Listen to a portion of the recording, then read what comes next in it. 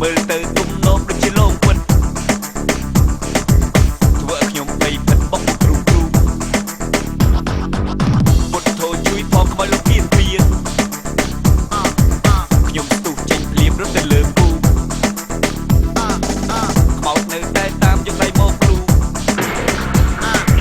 ខ្មោចលោកទាញពូតែខ្ញុំអាចព្រៀង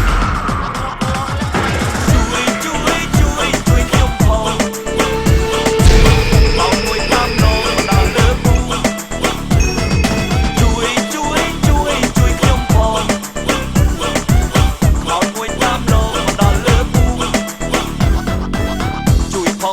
ងខ្មោចលោកស៊ីពោតខ្ញុំភ័យស្ទុះលោតស្ទើរប្រលឹងវានៅតាមលោកគ្មានអ្នកណាពឹងលោកដល់ថ្នាក់នឹងមិនដឹងជាស្អីគេដល់ទីណាទូនាទីនោះ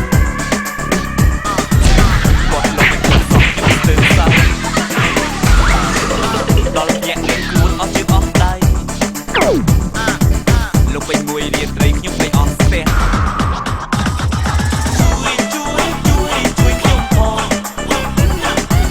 ខ្មោចមួយតាមលោកដល់លើពូជួយខ្ញុំផងខ្មោចមួយតាមលោកដល់លើពូ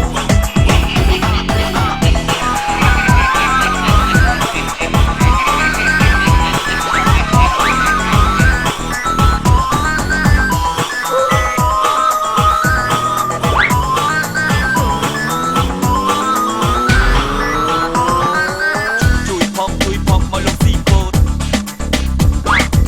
ខ្ញុំភ័យស្ទុះលោតស្ទើរប្រលឹងវានៅតាមលោកគ្មានអ្នកណាពឹងលោកដល់ថ្នាក់នឹងមិនដឹងជាស្អីតិចដល់ទីណាទូនាទីនោះគាត់លោកមិនជប់សោះខ្ញុំស្ទើរខ្សែដល់ញាក់នឹងខ្លួនអស់ជើងអស់ដៃលោកពេញមួយរៀនត្រីខ្ញុំពេញអស់ស្ទះជួយខ្ញុំផងខ្មោចមួយតាមលោកដល់លើពូ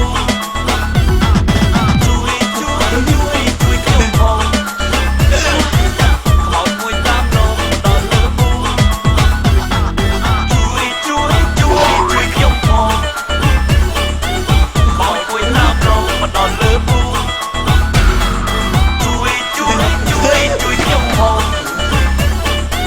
ខ្មោចមួយតាមលោកមកដល់លើពូស្រាបៀរជាតិមោទនភាពជាតិ